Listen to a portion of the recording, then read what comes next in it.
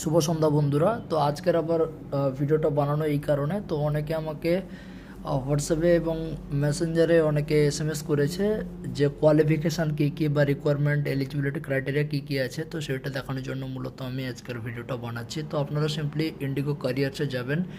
Indigo ক্যারিয়ার্সে গিয়ে এখানে airport operation and customer সার্ভিসে ক্লিক করবেন, ভিউয়াল জবসে যাবেন, ভিউয়াল জবসে গিয়ে এখানে নাও হায়ারিং যে জায়গাটা লেখা আছে ওই জায়গাটা ক্লিক করবেন।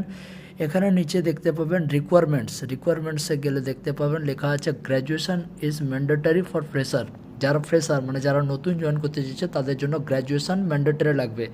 Candidate should not have any visible tattoos, কোনো ভিজিবল ট্যাটু মানে দেখা যায় এরকম ধরনের ট্যাটু থাকা চলবে না। তারপর লেখা আছে candidate must be flexible of rotational shift, মানে রোটেশনাল শিফটের সাথে কাজ করার সক্ষমতা থাকতে হবে, ভ্যালিড পাসপোর্ট থাকতে হবে। এই হচ্ছে মোস্টলি রিকোয়ারমেন্ট এলিজিবিলিটি ক্রাইটেরিয়া। আর মাস্ট বি পাসপোর্ট কিন্তু ম্যান্ডেটরি ফর এভিয়েশন জব।